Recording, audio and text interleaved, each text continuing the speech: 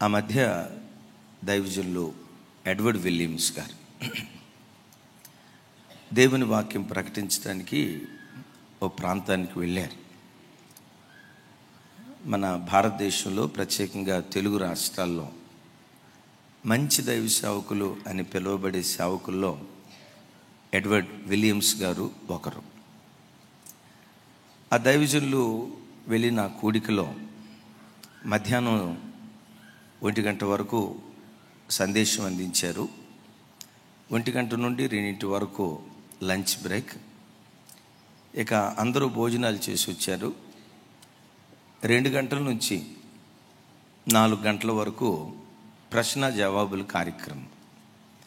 ఆ మధ్య ఒకళ్ళు అడిగారు, అన్న భోజనం తర్వాతే ఈ ప్రశ్న జవాబుల కార్యక్రమం ఎందుకు పెడతారన్నా అని. తిన్న తర్వాత జనాలు నిద్రపోతారు కదయ్యా, ఆ నిద్రలోకి జారిపోకుండా ఉండేటట్లు ప్రజలను అలర్ట్ చేయటానికి ఈ ప్రశ్న జవాబుల కార్యక్రమం పెడతారు అని ఓ సేవకుడు చెప్పారు. సరే, కారణం ఏదైనా ఆ ప్రశ్న జవాబుల కార్యక్రమంలో ఒక క్రైస్తవ యవనస్తుడు లేచి ఎడ్వర్డ్ విలియమ్స్ గారిని అడిగారు, అయ్యా, క్రైస్తవ జీవితంలో క్రైస్తవునికే ఎందుకు ఎక్కువగా శ్రమలు కలుగుతాయి? క్రైస్తవుల జీవితంలోనే ఎక్కువగా శిక్షించబడుతున్నట్లు, శ్రమల పాలవుతున్నట్లు నా కళ్ళతో నేను చూశాను. లోకంలో చాలామంది తింటూ త్రాగుతూ వాళ్ళ ఇష్టానుసారంగా బ్రతికే అన్ని ప్రజలు మాత్రం చాలా సంతోషంగా ఉన్నట్లుగా నేను చూశాను. అలాగని వాళ్ళు సంతోషంగా ఉన్నారు అన్న బాధ నాకేమీ లేదు. కానీ క్రైస్తవుల జీవితాల్లోనే మరి విశేషంగా చెప్పాలంటే కొంతమంది మడిగట్టుకొని భక్తి దేవుడు దేవుడు అంటూ దేవుని కొరకు వైరాగ్యంగా బ్రతికే జీవితాల్లోనే ఎక్కువగా శ్రమలు కలుగుతున్నట్లు నేను చూస్తూ ఉన్నాను. అసలు క్రైస్తవ జీవితంలో ఎందుకు శ్రమలు కలుగుతాయి? దేవుని ఆరాధించే దేవుని బిడ్డలను దేవుడు ఎందుకు శిక్షకు అప్పగిస్తాడు? ఎందుకు పరీక్షలు వస్తాయి అని ఆ దైవ సేవకుడిని అడిగారు. అలాంటి ప్రశ్నలకే కాదు, ఏ ప్రశ్నకైనా చక్కగా సమాధానం చెప్పగలిగే ఆ కృప ఆ గొప్ప సేవకుడికి దేవుడిచ్చారు. ఆ సేవకుడు చెప్తూ ఇట్లా అన్నాడు. ఇట్లా మాట్లాడుతూ బాబు, ఒక కలెక్టర్ ఆఫీస్ ఉంది. కలెక్టర్ ఆఫీసులో ఫ్యూను మొదలుకొని కలెక్టర్ వరకు అన్ని రకాల ఉద్యోగస్తులు ఉంటారు. ఫ్యూన్ ఉంటాడు, 4th క్లాస్ ఎంప్లాయీ ఉంటాడు, గ్రూప్ 2 ఎంప్లాయీ ఉంటాడు, గ్రూప్ 4 ఎంప్లాయీ ఉంటాడు, గ్రూప్ 1 ఎంప్లాయీ ఉంటాడు. At that same time IAS officer collector గారు ఆ కలెక్టరేట్ బంగళాలో ఉంటాడు. అవును సార్, నాకు తెలుసు అన్నాడు. అప్పుడు ఈ దైవ సేవకుడు అడిగాడు, వీళ్ళందరిలో ఎక్కువ పరీక్షలు రాసింది ఎవరు చెప్పురా భయ్ అన్నాడు. వీళ్ళందరిలో ఎక్కువ పరీక్షలు రాసింది ఎవరు? సార్, ఎక్కువ పరీక్షలు రాసేదే ఉంది, ఫ్యూన్ ఉన్నాడు, వాడు 10వ తరగతితో నీకు సాలే చదువు, పెద్దగా ఎక్కువ ఎందుకులేని వాడు 10వ తరగతితోనే ముగించాడు. రైట్, ఫ్యూన్ 10వ తరగతితోనే ముగించాడు. ఎక్కువ ఎగ్జామ్స్ రాసింది ఎవరు అంటే వాడు చేతులు కట్టుకుని అన్నాడట, కలెక్టరేట్ ఆఫీసులో ఎక్కువ పరీక్షలు రాసింది కలెక్టర్ గారే. అప్పుడు దైవ సేవకుడు అన్నాడు, పరీక్షలు ఎదురయ్యేది ప్రమోషన్ కోసమే దేవుడు అనుమతిస్తాడు. క్రైస్తవ జీవితంలో కూడా ఎవడు తన బ్రతుకులో ఎక్కువ పరీక్షలు ఎదుర్కొంటాడో, ఎక్కువ శ్రమలు ఏ వ్యక్తి ఎదుర్కొంటాడో, ఎంత శ్రమలు అనుభవిస్తాడో ఆ శ్రమ మహిమగా దేవుడు మారుస్తాడు.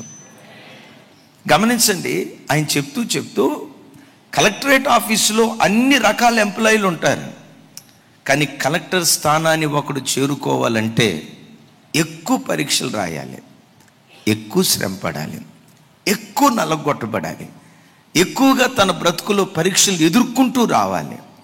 క్రైస్తవ జీవితంలో కూడా ఏ క్రైస్తవుడు ఎక్కువ శ్రమ పడతాడో, ఏ క్రైస్తవుడు ఎక్కువగా పరీక్షించబడతాడో, ఏ క్రైస్తవుడు ఎక్కువగా దేవుని చేత నలగొట్టబడతాడో, నలగొట్టబడే కొలిది వెలగటానికి దేవుడు కృప చూపిస్తాడు. Praise the lord.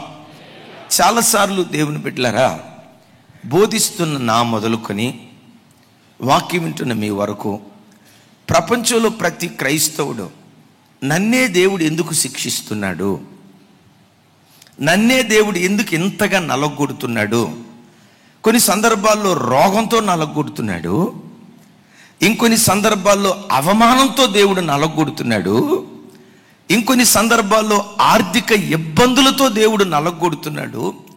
ఇబ్బంది అనే కొలిమిలో నన్ను కాల్చి కాల్చి ఎందుకు దేవుడు నన్ను నలగొడుతున్నాడు, నాకే ఎందుకు ఈ శిక్ష? నేనంటే యేసయ్యకి ఇష్టం లేదా? నా భక్తి అంటే యేసయ్యకి ఇష్టం లేదా?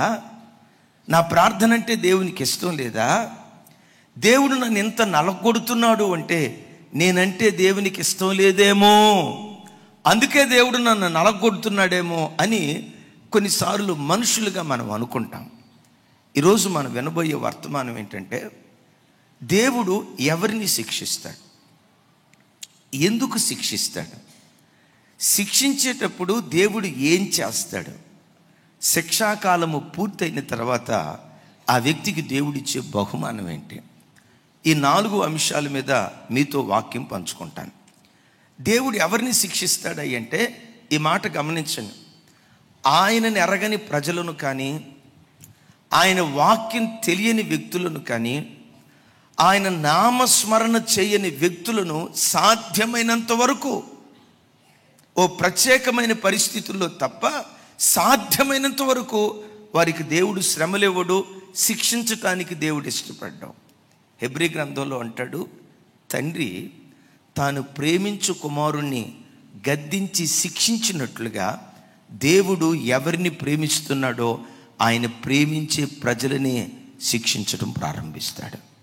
చప్పట్లు కొడితే యేసయ్యకు స్తోత్రాలు చేద్దాం. వాక్యం వింటున్న ప్రభు బిడ్డలారా, ఎప్పుడైనా ఈ మాట నమ్ము, నీ బ్రతుకులో ఏదైనా శిక్ష నీవు అనుభవిస్తున్నావు అంటే అర్థం చేసుకొని భర్త, అర్థం చేసుకొని పిల్లలు, అనారోగ్య సమస్యలు, ఆర్థిక ఇబ్బందులు, దెబ్బ మీద దెబ్బ, శ్రమ మీద శ్రమ, ఆపద మీద ఆపద నీ బ్రతుకులో ఎప్పుడైనా ఎదురైందంటే ఒక్కటే గుర్తించు, నా దేవుడు నన్ను ప్రేమిస్తున్నాడు గనుకే నన్ను శిక్షిస్తున్నాడు. నేనంటే యేసయ్యకి ఇష్టం లేక కాదు, నా భక్తి అంటే యేసయ్యకి ఇష్టం లేక కాదు. అందరినీ ప్రేమించిన ప్రేమ కంటే నిన్ను ఒక ప్రత్యేకమైన ప్రేమతో ఆయన ప్రేమించాడు గనుక, తండ్రి తాను ప్రేమించే కుమారుని గద్దించినట్లు, తండ్రి తాను ప్రేమించే కుమారుని శిక్షించినట్లు దేవుడు నిన్ను ప్రేమిస్తున్నాడు గనుక ఆయన ప్రేమకు నిదర్శనం ఏంటంటే నీకు అనుగ్రహించబడే శిక్ష. ఎప్పుడైనా ఏ విషయంలోనైనా నువ్వు శిక్షించబడుతున్నావంటే నీ హృదయపు లోతులో నుంచి రావలసిన ఆలోచన ఏంటో తెలుసా? ఇది నా పట్ల దేవుని ప్రేమకున్న నిదర్శనం. మీరు ఒక్కళ్ళు కూడా ఆమేన్ చెప్పలా, చెప్పొద్దు కూడా, ఆగండి. దేవుని ప్రేమకు నిదర్శనం ఏదనుకుంటామో తెలుసా? చక్కటి కారు ఇచ్చినప్పుడు దేవా, చూసారా ఇప్పుడు చెప్తారు, 7 అంతస్తుల భవంతి ఇచ్చాడు అనుకోండి, ఇది నా దేవుని ప్రేమకు నిదర్శనం. 1,00,000 రూపాయల జీతగాడు 10 లక్షల రూపాయల జీతగాడైతే ఇది నా పట్ల దేవుని ప్రేమకున్న నిదర్శనం. అవన్నీ చేస్తాడు. దానికంటే విశేషంగా శిక్షాదండముతో దేవుడు నిన్ను కొడతాడు. దేవుడు దెబ్బ కొట్టే ప్రతిసారి నా పట్ల నా దేవునికి ఉన్న ప్రేమకు ఇది నిదర్శనమని ఆయన ప్రేమాతిశయాలు తలుస్తూ ప్రభుని స్తుతించేవారిగా ఉందాం. సరేనయ్యా, శిక్ష దేవుని ప్రేమకు నిదర్శనం అన్నావు, అసలు దేవుడు ఎందుకు శిక్షిస్తాడు? మీరు అనొచ్చు, ఏ శిక్ష లేకుండా మా జీవితం 3 పువ్వులు 6 కాయలు కాదు 60 కాయలు పెట్టుకోండి అమ్మ, వద్దని దేవుడు. 3 పువ్వులు 60 కాయలుగా నా జీవితం ఉంటే 24 గంటలు ఏసయ్యా ఏసయ్యా అనకపోదునా? నాకు ఈ శ్రమలు దేవుడు ఎందుకు ఇస్తున్నాడండి? ఎందుకు దేవుడు శిక్షిస్తున్నాడండి? దేవుడు నన్ను శిక్షించటానికి కారణం ఏంటి?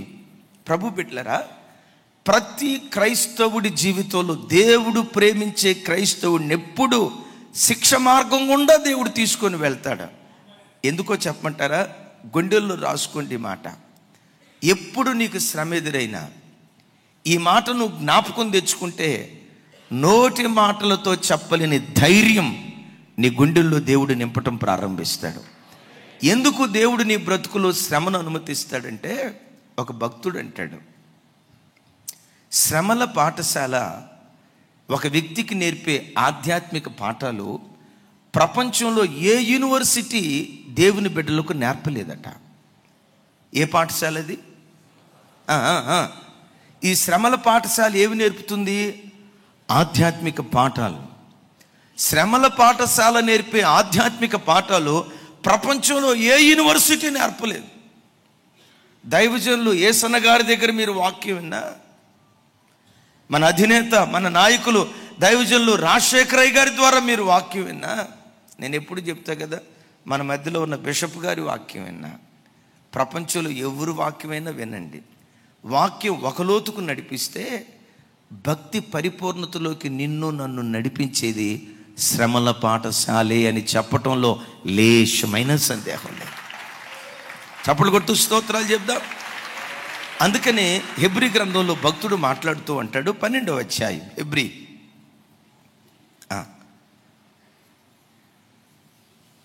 12:7 నాతో కలిసి 12:7 అదే తమ్ముడు నాతో కలిసి చెప్పండి. శిక్షాఫలము పొందుటకై మీరు సహించుచున్నారు, దేవుడు కుమారులనుగా మిమ్మల్ని చూచుచున్నాడు. తండ్రి శిక్షింపని కుమారుడెవడు? తండ్రి శిక్షించని కుమారుడెవరు? తండ్రి శిక్షించని కుమారుడెవరు? దేవుడు మనల్ని ఎట్లా చూస్తున్నారంటే, అమ్మా దేవుడు నిన్ను ఎట్లా చూస్తున్నాడంటే, ఏదో కేవలం భక్తురాలిగా దేవుడు చోట్ల నిన్ను ఎట్లా చూస్తున్నాడు తెలుసా? తన కుమార్తెగా దేవుడు నిన్ను చూస్తున్నాడు. నేను కేవలం మందిరానికి వచ్చి ఒక భక్తుడిలాగా ప్రార్థన చేసుకొని వెళ్ళిపోయి ఒక భక్తుడిలాగా ఆ కృపగల దేవుడు నిన్ను చూడలేదు. కానీ నిన్ను ఎలా చూస్తున్నాడో తెలుసా? తన సొంత కుమారుడిగా దేవుడు నిన్ను చూస్తున్నాడు. కుమారుడిగా చూస్తున్నాడు కనుకే తండ్రి శిక్షింపని కుమారుడెవడు? నిజమేనయ్యా, ఆయన మన తండ్రి, మనం ఆయన కుమారులు, ఇంతకీ ఎందుకు శిక్షిస్తున్నాడు అనేది కదా మన ప్రశ్న. భక్తుడు ఇక్కడ అంటాడు, శిక్షాఫలము పొందుటకై. ఏం పొందుటకై? ఏం పొందుటకై? చక్కటి మాట చెప్తాను. శిక్ష అనే విత్తనం వేస్తే అది ఒక చెట్టు అయి ఆ చెట్టులో నుండి కొన్ని ఆత్మ సంబంధమైన ఫలాలు వస్తాయి. వేసే విత్తనం ఏదో తెలుసా? శిక్షాదండం అనే విత్తనం వేస్తాడు. శిక్షాదండం అనే విత్తనం వేసినప్పుడు శిక్షాదండం అనే చెట్టుకి పరిశుద్ధత, ప్రేమ, ప్రార్థనా జీవితం, సాత్వికం, దేవుని మీద ఆధారపడటం, ఆత్మ ఫలాలు, మారు మనసుకు తగిన ఫలాలు, ఈ ఆత్మ సంబంధమైన ఫలాలు ఏ విత్తనానికి వస్తాయో తెలుసా? శిక్షాదండం అనే విత్తనానికి రావటానికి దేవుడు కృప చూపిస్తాడు. అందుకనే భక్తుడైనటువంటి యోబు గారు కూడా చక్కటి మాట అంటారు. చూడండి మాట, యోబు గ్రంథం 33వ అధ్యాయం 19వ వచనం. నాతో కలిసి అందరూ ఈ మాట చెప్పండి. వ్యాధి చేత మంచం ఎక్కుట వలనను ఒకని ఎముకలలో ఎడతెగని నొప్పులు కలుగుట వలనను వాడు శిక్షణము నొందును. ఏం పొందుతాడట? శిక్ష. ఎందుకు?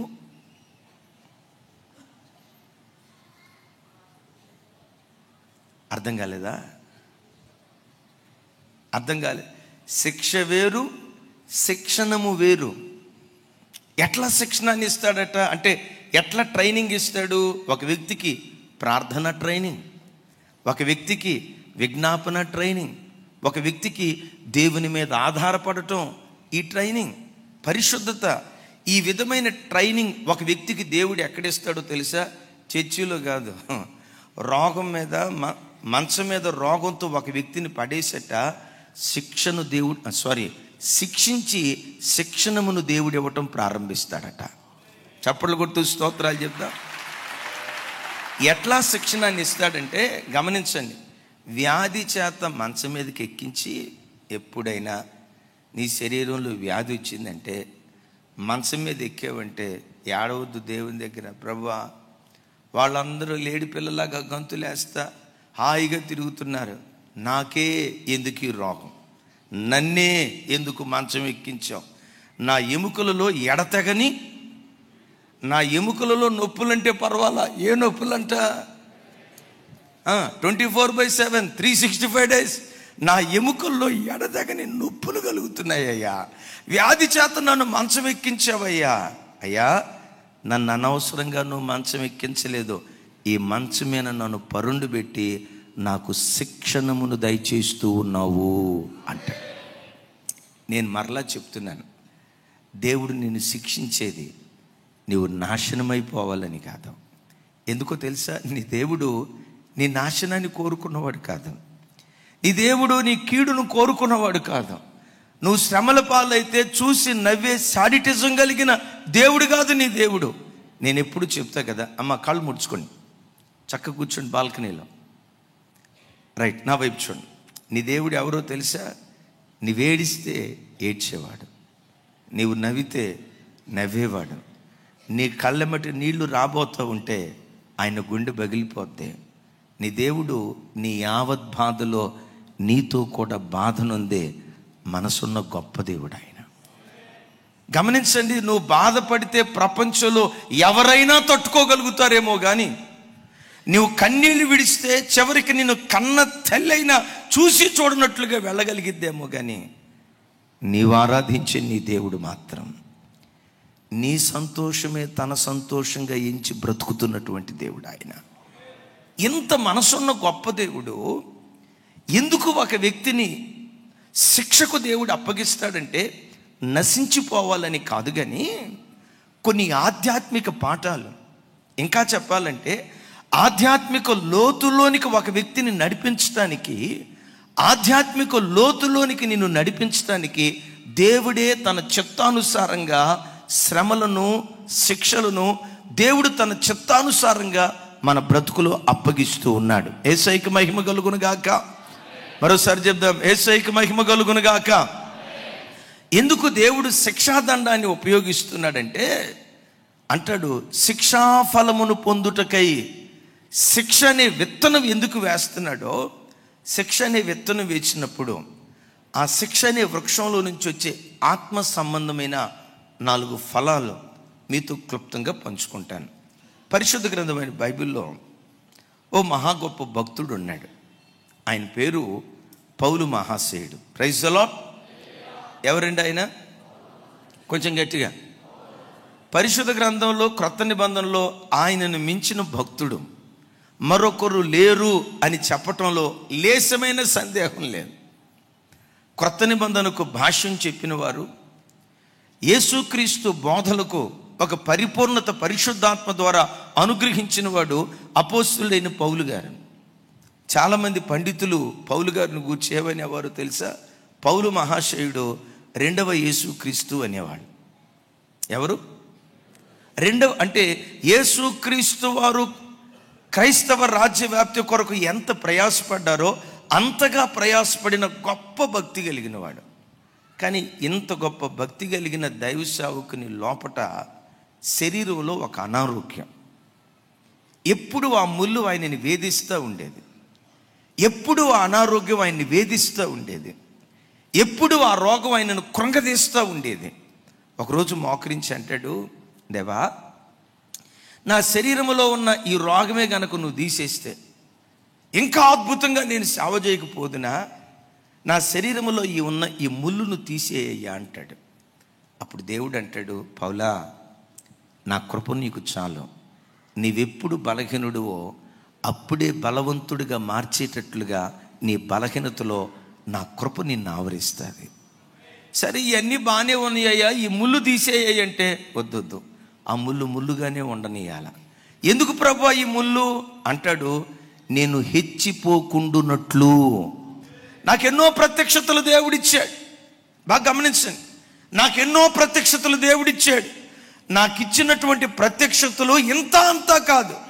ఇన్ని ప్రత్యక్షతలు కలిగిన నేను ఏమైనా గర్విష్ఠుడిని అయిపోతానేమోనని, గర్వాంతుడిని అయిపోతానేమోనని, నా అంత భక్తి కలిగిన వాడు ఇంకెవరూ లేరు అని నేను అనుకుంటానేమోనని, నా మనస్సులో నేను గర్విస్తానేమోనని, నేను హెచ్చిపోకుండున్నట్లు, నేను దీనుడుగా ఉండేటట్లు, నేను సాత్వికుడిగా ఉండేటట్లు, ఓ తగ్గింపు జీవితం కలిగిన వాడిగా నేను బ్రతికేటట్లు దేవుడే తన చిత్తానుసారంగా నా శరీరములో ఈ ముళ్ళును పెట్టాడు అంటాడు. చప్పట్లు కొడితే యేసయ్యకు స్తోత్రాలు చెప్పి. నా ప్రభు బిడ్డలారా, ఈ మాట చూడండి. నీ జీవితంలో కూడా రోగమనే ముళ్ళు, శ్రమలనే ముళ్ళు, ఆర్థిక ఇబ్బందులనే ముళ్ళు, అవమానాలనే ముళ్ళు, అసమాధానం అనే ముళ్ళు, ఏమో ఆ ముళ్ళు లేకపోతే గర్విష్ఠుడు అయిపోయేవాడివేమో. గర్విష్ఠువాడి అయినందువల్ల కాదు, గర్విష్ఠువాడి అయిపోతావేమోనని. ఈ రెండింటికి తేడా గమనించండి. నువ్వు గర్విష్ఠువాడి అయినందువల్ల దేవుడు నీకు ఆ ముళ్ళు పెట్టలేదు. నీకు ఇచ్చిన తలాంతులు అద్భుతం కనుక దేవుడు నిన్ను ఆశీర్వదించిన విధానం ఒక ఆశ్చర్యకరమైన రీతిలో ఆశీర్వదించాడు కనుక ఎక్కడ నువ్వు హెచ్చిపోతావోనని, ఎక్కడ నువ్వు గర్విష్ఠుడు అయిపోతావేమోనని నిన్ను అనచటానికి కాదు, కానీ నీకు దీనత్వాన్ని నేర్పటానికి ఏదో ఒక ముళ్ళు మన శరీరంలో దేవుడు ఉంచుతాడు. నేను మిమ్మల్ని అడుగుతా, నాకు ఏ ముళ్ళు లేదండి అన్న వాళ్ళు చేతులు ఎత్తండి. ఏమి ఎత్తుదినయ్యా, ఒంటి నిండా ముళ్ళే. కానీ ఏ ముళ్ళు నేను నాశనం చేయటానికి వచ్చింది కాదు అని ప్రభు పేరిట నేను మనవి చేస్తున్నాను. Praise the Lord. ఎందుకు ఈ ముళ్ళును అనుమతించాడంటే దీనత్వాన్ని నీకు నేర్పటానికి, సాత్వికాన్ని నీకు నేర్పటానికి, నీకు కలిగిన అందాన్ని బట్టి ఎక్కడ గర్విస్తావునని, నీకు కలిగిన డబ్బును బట్టి ఎక్కడ గర్విస్తావునని, దేవుడు నీకు ఇచ్చిన చక్కటి ఉద్యోగాన్ని బట్టి ఎక్కడ నువ్వు అతిశయిస్తావునని, దేవుడు మనకిచ్చిన ఈ ఘనమైన పరిచర్యను బట్టి ఎక్కడ మనస్సులో ఓ గర్వపు ఆలోచన వస్తాదోనని దేవుడే తన చిత్తానుసారంగా హెచ్చిపోకుండాన్నట్లు ఒక ముళ్ళును మన జీవితంలో దేవుడు అనుమతిస్తాడు. అమ్మా, కొన్నిసార్లు భర్తే ఒక ముళ్ళు అవుతాడు.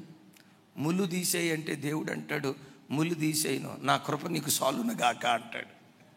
ఒక్కళ్ళు కూడా ఆమె ఏం చెప్పలా, కొంచెం గట్టిగా చెప్పాలి. సరే, భర్త బాగున్నాడు అనే లోపు కొడుకు ముళ్ళు అయిపోతాడు. ప్రభా, కొడుకు ముళ్ళు అయిపోయాడు, ఆ కొడుకును మారుస్తాడు. కొంతకాలం మాత్రం ముళ్ళుగానే దేవుడు ఉంచుతాడు. నేను మీతో చెప్తా, నీకెదురయ్యే ప్రతి ముళ్ళు మహిమ కొరకే దేవుడు అనుమతించాడు.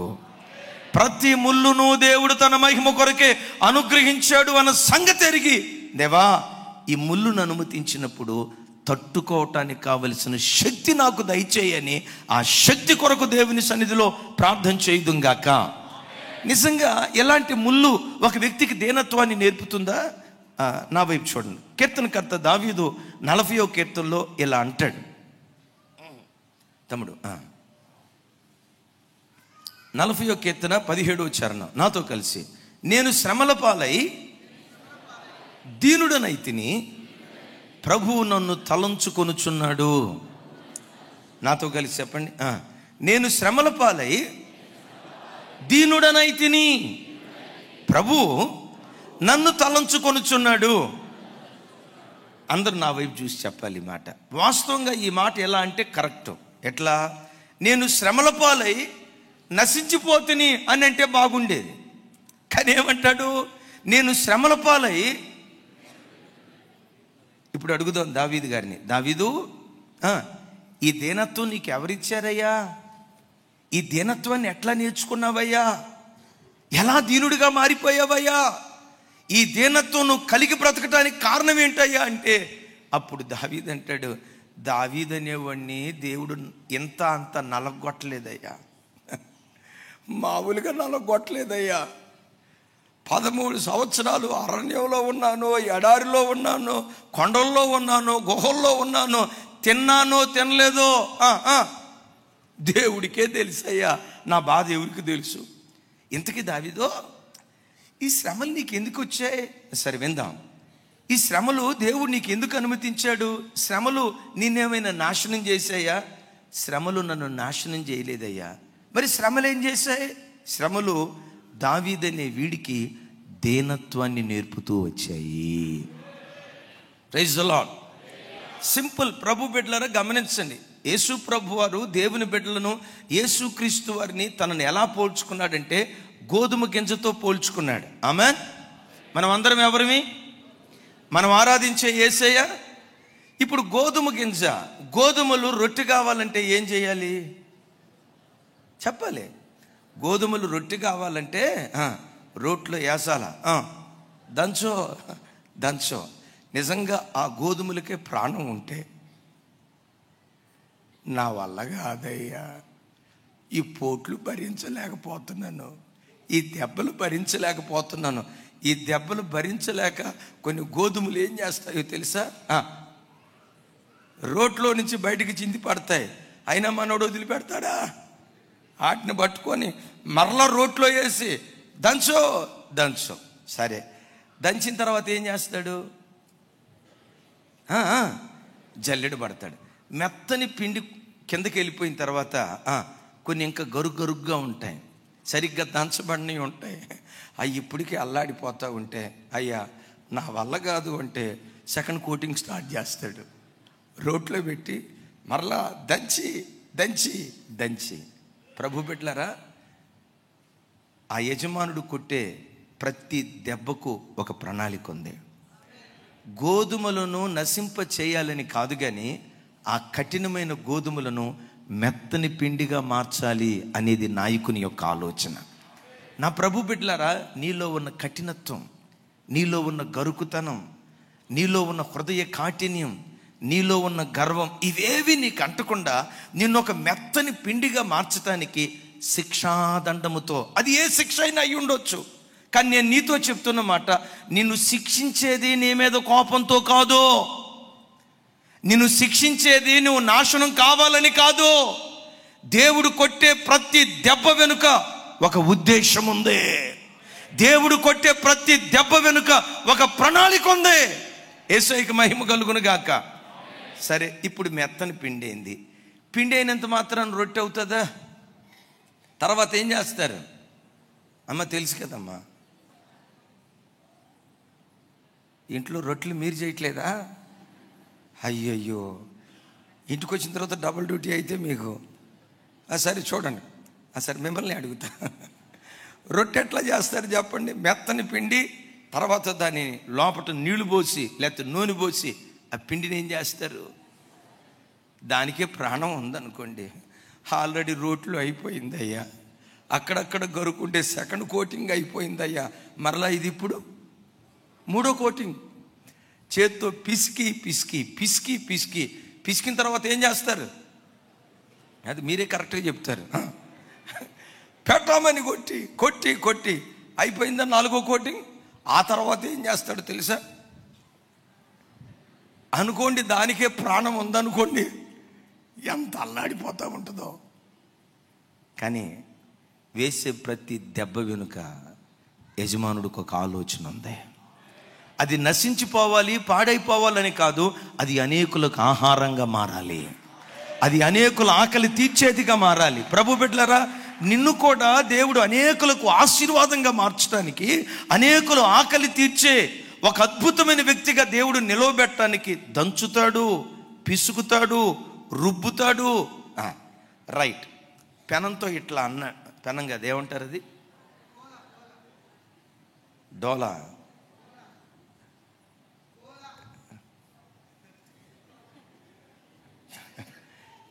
ఏమంటారు?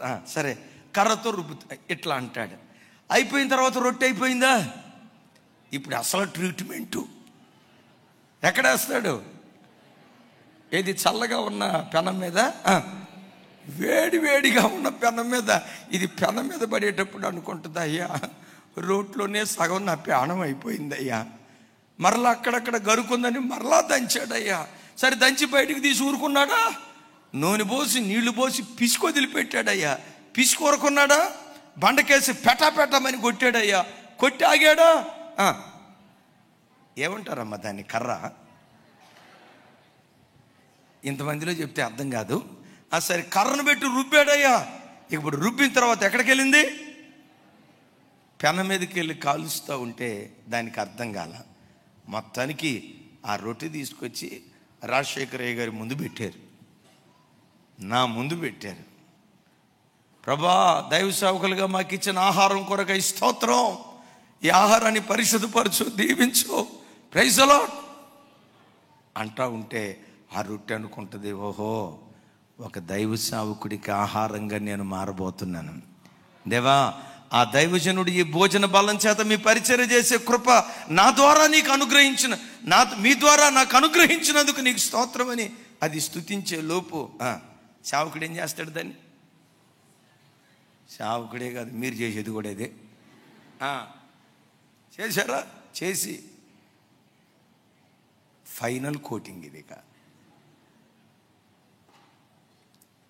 ఎప్పుడైనా దేవుడు నిన్ను శిక్షిస్తూ ఉంటే అది దేవుని ప్రేమకు నిదర్శనం అన్న సంగతి గ్రహించు. ఆ రోగం మీద పడేసి ఏదో నేర్పాలనుకుంటున్నాడు, అడుగు దేవుణ్ణి, దేవా నాకేమి నేర్పాలనుకుంటున్నారు?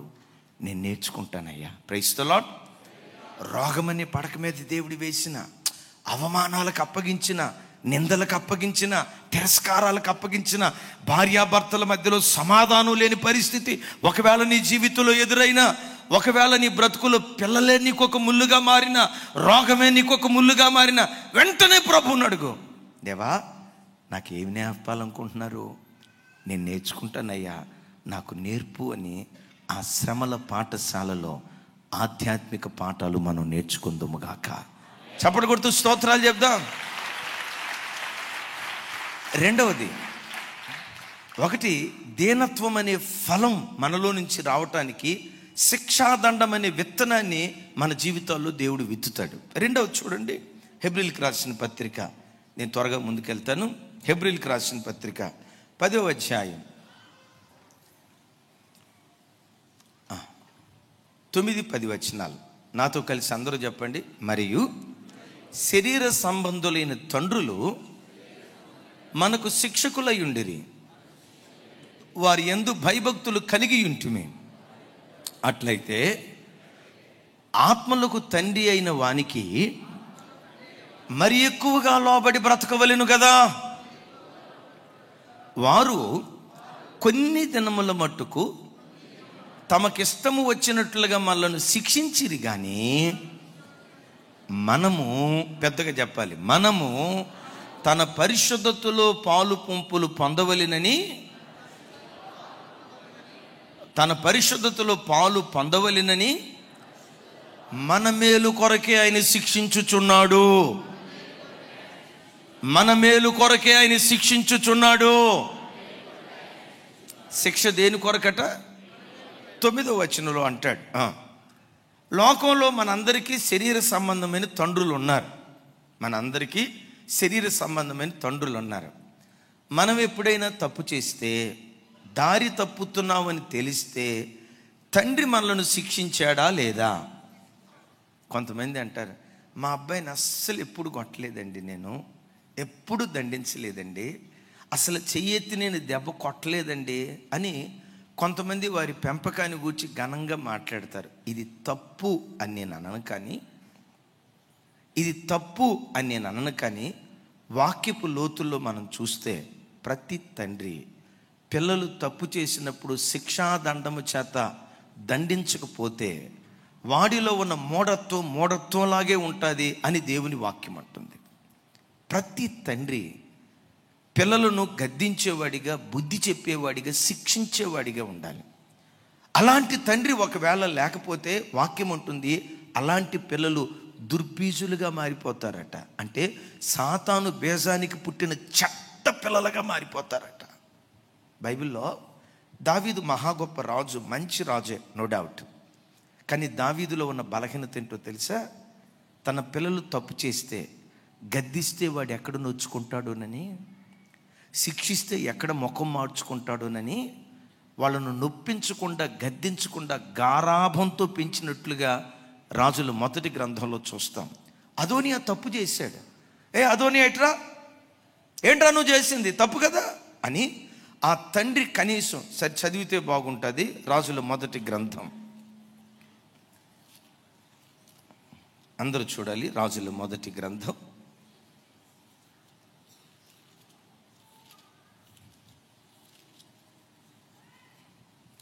6వ వచనం, మొదటి అధ్యాయం 6వ వచనం. ఎస్,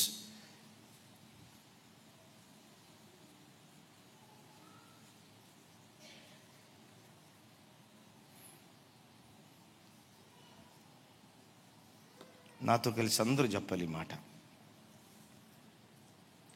అతని తండ్రి, నీవు ఇలాగున ఏల చేయుచున్నావని అతని చేత ఎప్పుడునూ విచారించి అతనికి నొప్పి కలుగు చేయలేదు. చూడండి, అదోనియా తప్పు చేశాడు. పిలిచి, రే బాబు, ఏంటో నువ్వు ఇలా చేశావు, ఇది నీకు తగిందేనా, ఎందుకు ఇలా నువ్వు ప్రవర్తించావు అని ఏనాడు విచారించిన వాడు కాదు. తన కుమారుని యొక్క మనస్సును నొప్పించినటువంటి వాడు కాదు. అయిలారా, సంఘంలో ప్రవక్తల ఆత్మ లేకపోయినా, కుటుంబాలలో దిద్దుబాటు చేసే తండ్రి లేకపోయినా ఆ ఇంటిలో నుండి అదోనియాలు పుట్టుకొస్తారు. ఆ ఇంటిలో నుండి ఫినెహాసు, హోఫ్నీలు పుట్టుకొస్తారు. ఒక ఇంటిలో గద్దింపు లేకపోతే అమ్నోనులు పుట్టుకొస్తారు. ఒక తండ్రి పిల్లలు తప్పు చేసినప్పుడు చూసి చూడనట్లుగా వెళ్ళేవాడిగా బ్రతికితే ఆ ఇంటిలో నుండి అబ్షాలోములు పుట్టుకొచ్చే ప్రమాదం ఉంది. నిజమే. పిల్లల పట్ల బాధ్యత కలిగిన ప్రతి తండ్రి, పిల్లల పట్ల బాధ్యత కలిగిన ప్రతి తల్లి, వాడు దారి తప్పుతున్నాడు అని తెలిస్తే వెంటనే ఆ తల్లి తన బిడ్డను గద్దించడం ప్రారంభిస్తుంది, ఆ తండ్రి శిక్షించడం ప్రారంభిస్తాడు. అంటాడు భక్తుడు ఇక్కడ, శరీర సంబంధమైన తండ్రులే మన పట్ల ఎంత బాధ్యత కలిగి దారి తప్పుతున్నప్పుడు శిక్షిస్తూ ఉంటే, మనం ఆరాధించే దేవుడు మన ఆత్మలకు తండ్రి అయి ఉన్నాడు. ఏ తండ్రి? ఆత్మ నిరంతరం నిలుస్తుంది. శరీరము కేవలం నిష్ప్రయోజనం, కొంతకాలం ఉంటుంది, కొంతకాలం తర్వాత మరుగైపోతుంది. శరీర సంబంధమైన తండ్రులు కూడా కొంతకాలం మనతో ఉంటారు, కొంతకాలం తర్వాత మరుగైపోతారు. ఆత్మ నిరంతరము జీవించేది. ఆత్మ నిరంతరము జీవించేది కనుక ఈ ఆత్మలకు తండ్రి కూడా నిరంతరము జీవించేవాడై ఉన్నాడు. గమనించండి, దేవుడు ఎప్పుడైనా నిన్ను శిక్షిస్తూ ఉంటే ఆయన నా ఆత్మకు తండ్రి, ఆయన నా ఆత్మకు తండ్రి. నా ఆత్మకు పట్టిన అపవిత్రపు కల్మషాన్ని దేవుడు వదలగొట్టడానికి దేవుడు నన్ను శిక్షిస్తున్నాడు అని ఆయన శిక్షకు మనం అప్పగించుకుంటే అక్కడంటాడు ఆయన పరిశుద్ధతలో మనం పాలు పంపులు పొందుతామంట. చెప్దాం ఆమేన్. బంగారంలో ఉన్న మస్టు పోవాలంటే ఎక్కడేయాలి? ఏమండి, బంగారాన్ని ముందేసుకొని యేసు నామములో బంగారంలో ఉన్న మురికొంత పోవునుగాక అని అంటే దానికే కనుక నోరుంటే, అబ్బాయి అట్ట బాగుండ్రా, మరి అట్ట పోద్దే. నాకున్న మురికి పోవాలంటే, నా లోపట ఉన్నటువంటి కల్మషం పోవాలంటే అగ్నిలో ఇది పొట్టం వేయబడాల్సిందే. బట్ట కొన్న మురికి పోవాలంటే చెప్పాలమ్మా, దేనికేసి? ఒకప్పుడు బట్టలు ఉండేయండి, ఉతికితే తలలాడుతూ ఉండే. ఇప్పుడు ఏ బట్ట చూసినా తలతల్లాట్లా. ఎందుకో చెప్పమంటారా? అది గంగరాలు తిరుగుతుంది, మురికి మాత్రం పోదు. అద్భుతం చూడండి, వాషింగ్ మెషిన్లో వేస్తారా, అది చివరికి రంకులు రావటంలో తిరిగినట్లుగా వాషింగ్ మెషిన్లో పడిన తర్వాత గెర్రం తిరుగుతుందా? ఇక దీనికి తోడు అపార్ట్మెంట్ కల్చర్, ఏ ఇంటికి సరిగ్గా ఎండబడదు.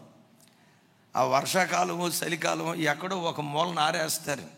ఇక చూడండి, వాషింగ్ మెషిన్లో ఉతుకుడు, ఇది సరిగ్గా ఎండకపోవటం, ఇక ఆ బట్టలో నుంచి వచ్చే వాసన ఉందో చూసారా, అద్భుతం. మున్సిపాలిటీ డ్రైనేజీలో కూడా కంపు రాదు.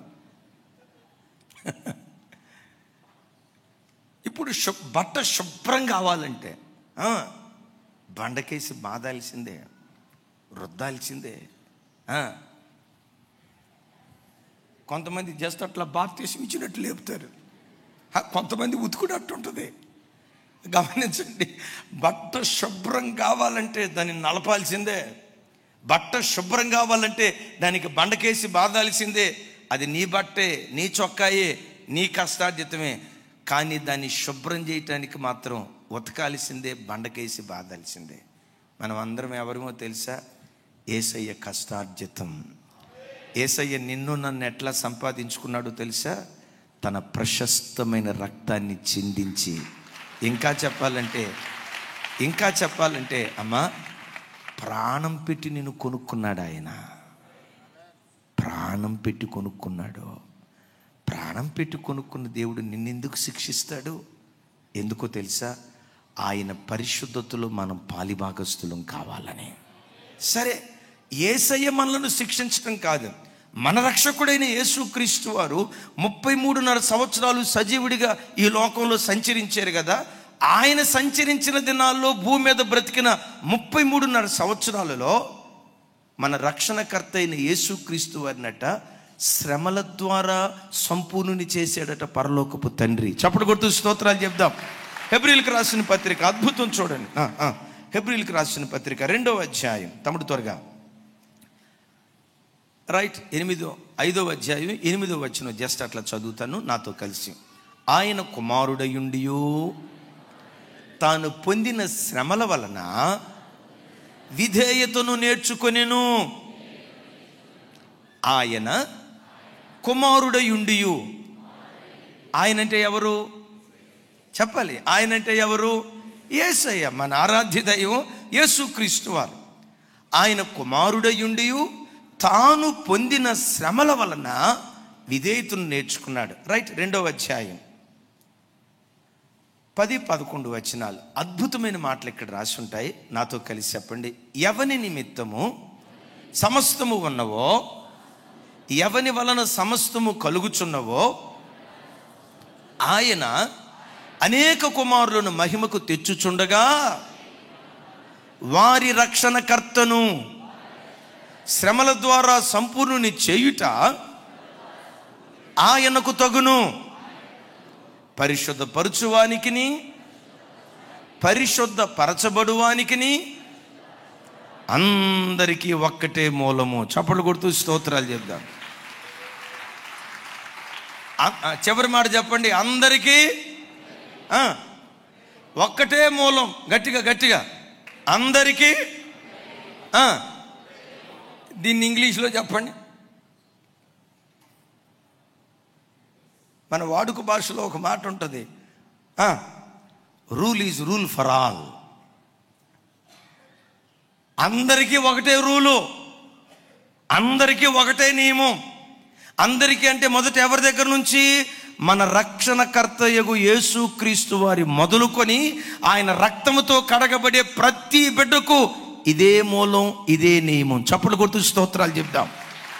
చూడండి, ఆ మాట 9వ వచనంలో అంటాడు, మన రక్షణకర్తను పరలోకపు తండ్రి ఎట్లా సంపూర్ణం చేశాడంటే, చివరి మాట నాతో కలిసి, వారి రక్షణకర్తను శ్రమల ద్వారా సంపూర్ణునిగా చేయుట ఆయనకు తగును. ఇక్కడ అంటాడు వారి రక్షణకర్త. మన రక్షణకర్త ఎవరు? గట్టిగా చెప్పండి అమ్మా, ఎవరు? మన రక్షణకర్త ఎవరు? యేసుక్రీస్తు వారిని పరలోకపు తండ్రి ఎట్లా సంపూర్ణం చేశాడో తెలుసా?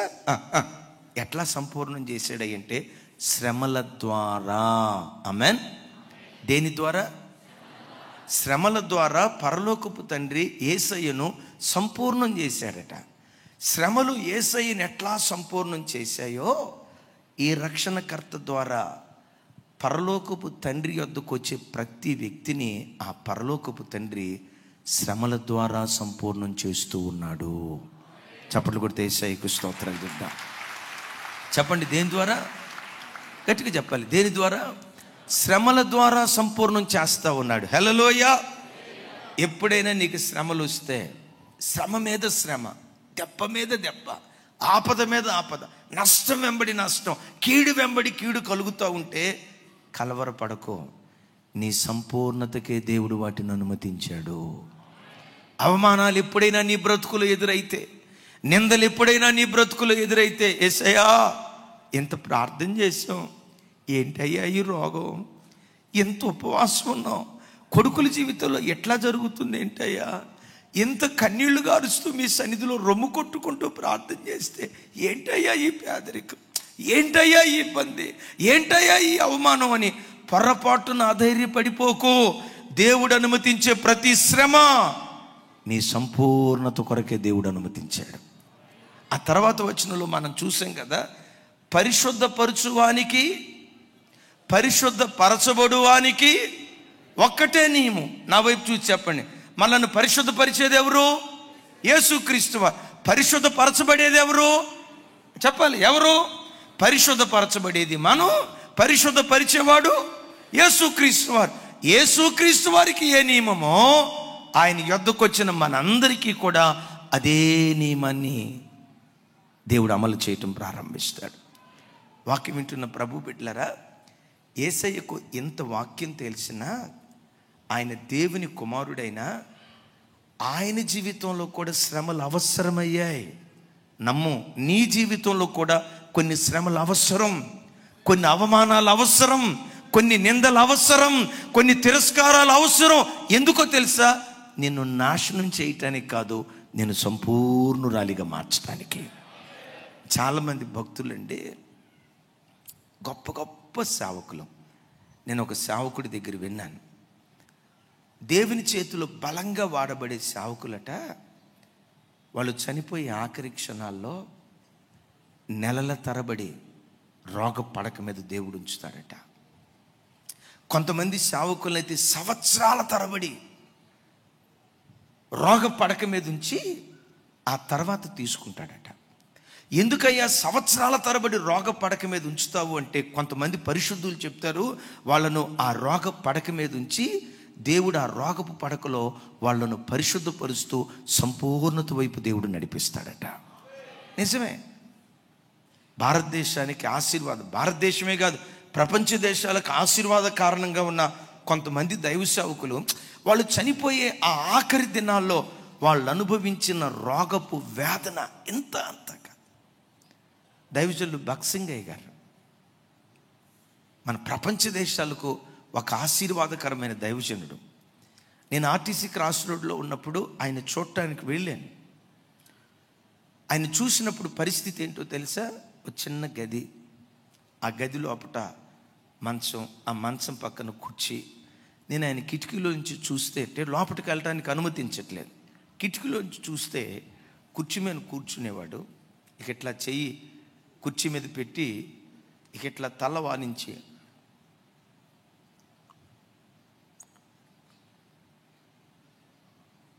మాటలేదు, సుమారుగా నాకు అంత స్పష్టంగా చెప్పలేను కానీ 7-8 సంవత్సరాలు కదలలేని స్థితిలో, అదే స్థితిలో ఉంచాడు. చాలామంది తెలియక అమాయకులు అనుకుంటారు, ఎంత గొప్ప సేవకుడు, ఏంటి దేవుడు ఎలా శిక్షించాడు? నో, నీ దేవుడు శిక్షించే దేవుడు కాదు. ఆయన వేసే ప్రతి శిక్ష, ఆయన అనుమతించే ప్రతి శ్రమ సంపూర్ణతకే దేవుడు అనుమతిస్తాడు. కొన్ని సంవత్సరాల పాటు అలాగే కుర్చీ మీద కూర్చొని తన కార్యక్రమాలు తాను చేసుకోలేక, కొంతమంది హెబ్రోన్ సేవకులు ఆ దైవ సేవకుని రోగ పడక మీద ఉంటే కన్న తండ్రికి కొడుకు పరిచర్య చేసిన దానికంటే ఇంకా అద్భుతంగా చేశారు. అక్కడ దాకా ఎందుకండి?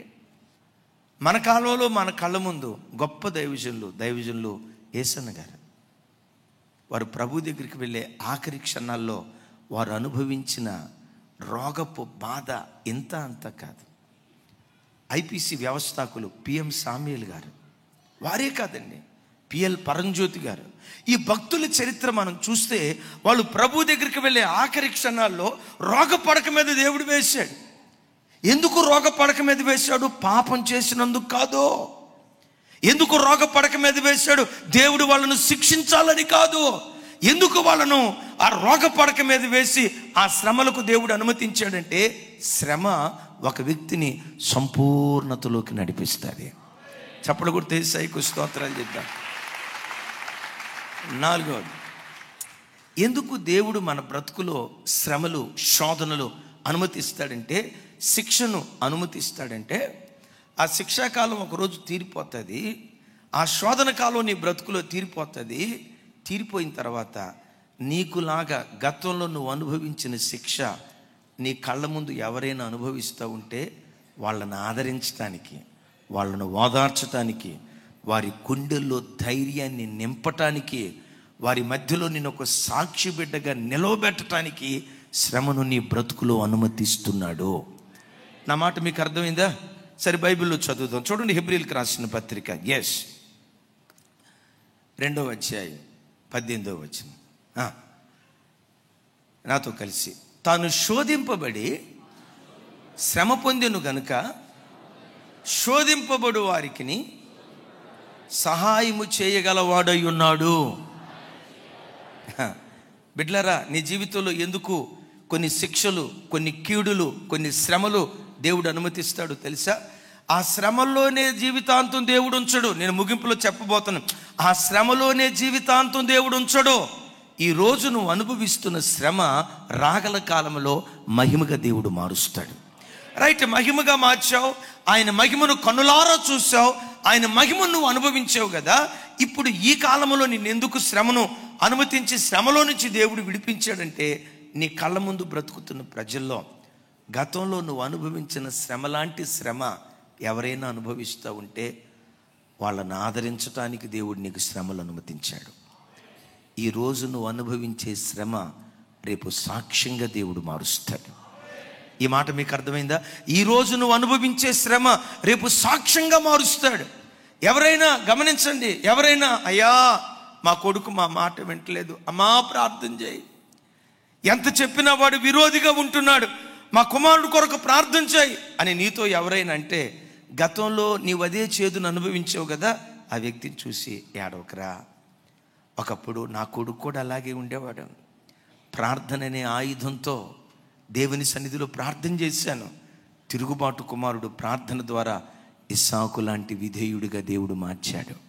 నా కొడుకును ఏ దేవుడు మార్చాడో, నా కొడుకును ఏ దేవుడు మార్చాడో నీ కొడుకును అదే దేవుడు మారుస్తాడు అని దుఃఖంతో ఉన్న ప్రజలను ఓదార్చడానికి ఈరోజు దేవుడు నీకు ఈ ముళ్ళు అనుమతించాడు. ఒకవేళ అర్థం చేసుకొని భర్త నిజమే ప్రార్థన ద్వారా ఏదో ఒక రోజు మార్చాడు. అర్థం చేసుకొని భార్య నిజమే ఏదో ఒక రోజు ఆ భార్యను దేవుడు దర్శిస్తాడు, మారిపోయింది. అయితే నువ్వు గమనించు, ఎవరైనా నీ దగ్గరకు వచ్చి బెదరు, ఉద్యోగంలో చాలా హ్యాపీ నా బ్రతుకు, వ్యాపారంలో కూడా సూపరం, మా బంధువుల మధ్యలోకి వెళ్తే రాజులాగా నన్ను చూస్తారు. ఒక ఎస్పీ గారే చెప్తున్నాడు, అయ్యా ప్రపంచంలో ఎక్కడికి వెళ్ళినా నన్ను చూసి గడగడలాడుతూ ఉంటారు అయ్యా, ఇంటికి వచ్చానంటే మాత్రం నేను గడగడలు ఆడాల్సి వస్తుంది అయ్యా. ఈ మాట అంది ఎవరో తెలుసా? ఎస్పీ ఏమ్మా, ఎస్పీ అంటే సూపరింటెండెంట్ ఆఫ్ పోలీస్. ఆయన చెప్తున్నాడు, నాతో మాట్లాడుతా అయ్యా పోలీస్ స్టేషన్కి వెళ్ళానంటే చాలు గడగడలాడతారు. నేను డిస్ట్రిక్ట్ ఎస్పీని, నేను అడుగు పెట్టానంటే చాలు గడగడలాడతారు. మరి ఎంతకు వచ్చింది నీ బాధ ఏంటయ్యా? ఎక్కడికి వెళ్ళినా అందరూ నన్ను చూసి గడగడలాడతారు, కానీ ఇంటికి వెళ్తే మాత్రం నేను గడగడలాడతానయ్యా. నిన్ను గడగడలాడించే ఆ మహానుభావుడు ఎవరు? నిన్ను గడగడలాడించే ఆ మహానుభావుడు ఎవరయ్యా అంటాడు. మహానుభావుడు కాదయ్యా,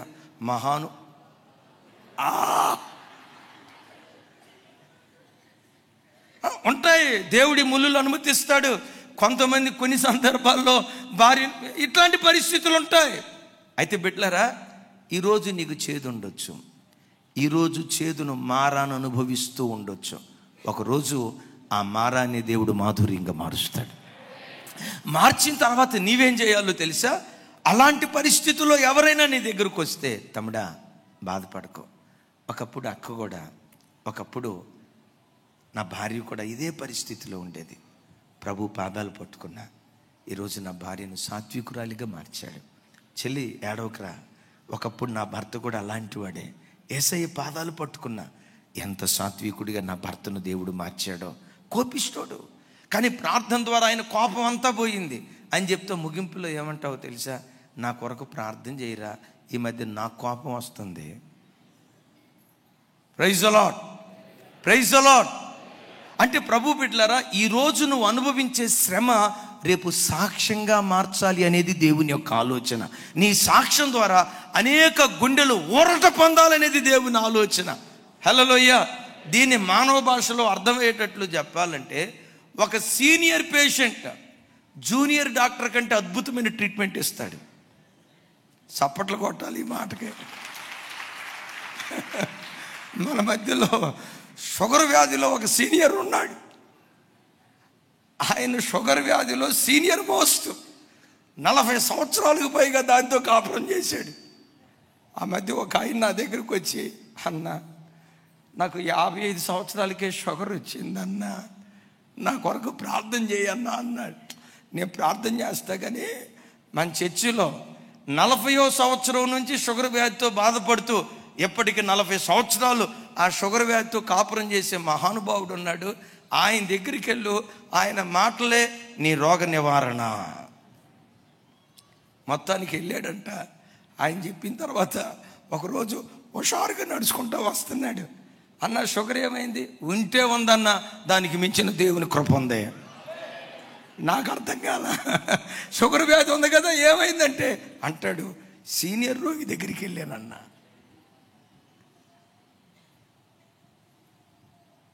ఈరోజు నువ్వు అనుభవించే శ్రమ, నమ్ముతావా ఈ మాట? వస్తాయి. బోధించే నా మొదలుకొని ఆయన రక్తంతో కడగబడిన ప్రతి వ్యక్తిని శ్రమల కొలిమికి దేవుడు అప్పగిస్తాడు.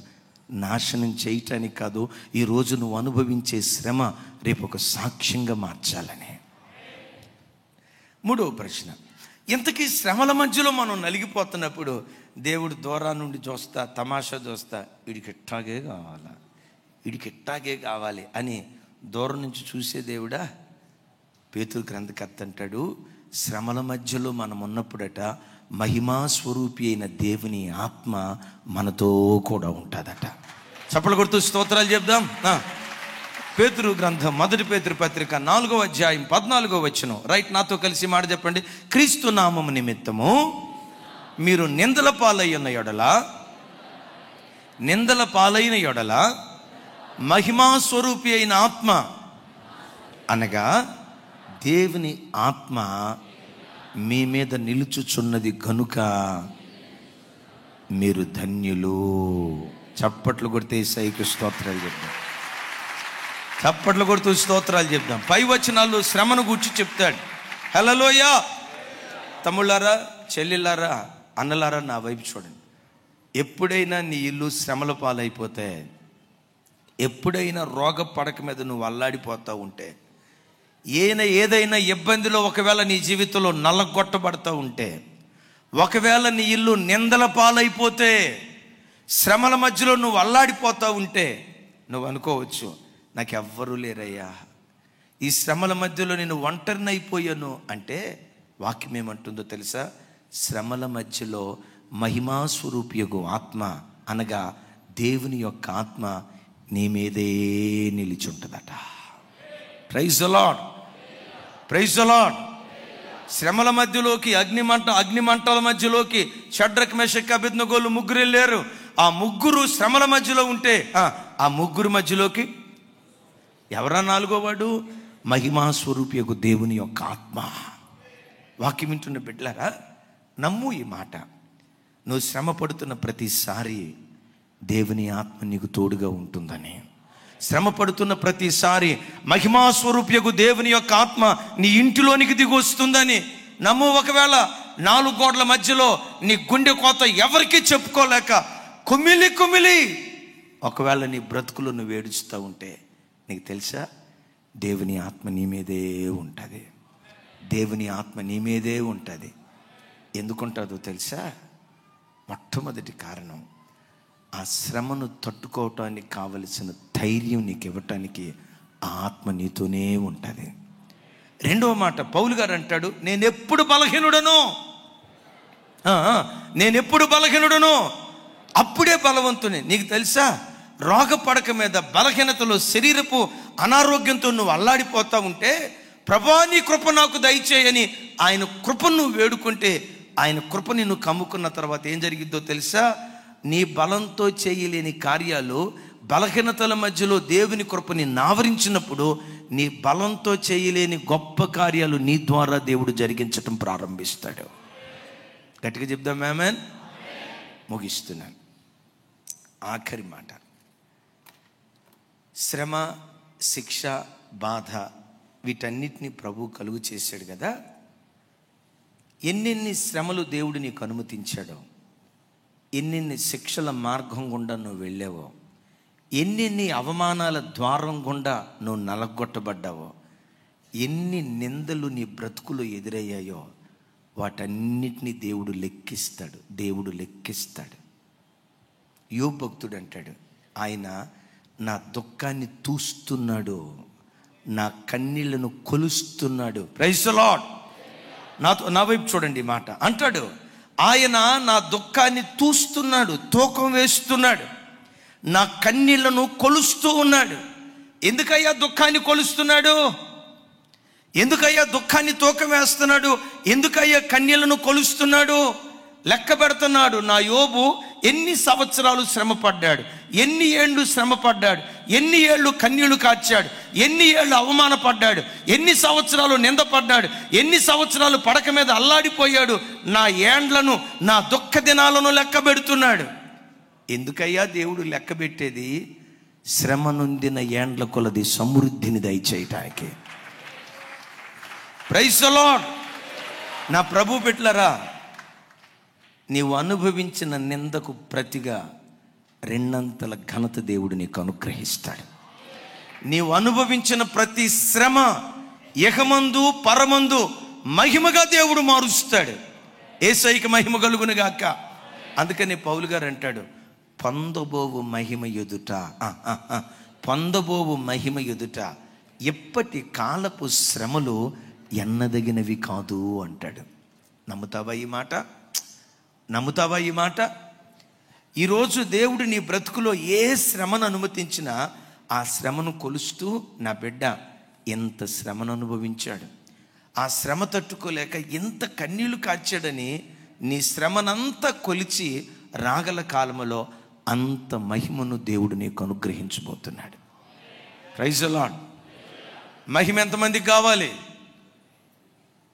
శ్రమలు ఎంతమందికి కావాలి? అది వద్దు ప్రభువా. ఆమేన్. నా ప్రభు బిడ్డలారా, ప్రత్యక్ష గుడారంలో అడుగు పెట్టడం, బలిపీఠం, గంగాళం, పరిశుద్ధ స్థలంలో సముఖపు రొట్టెల బల్ల, నా వైపు చూడండి, సముఖపు రొట్టెల బల్ల, దీపవృక్షం, ధూపవేదిక, పరిశుద్ధ స్థలం దాటిన తర్వాత అతి పరిశుద్ధ స్థలం.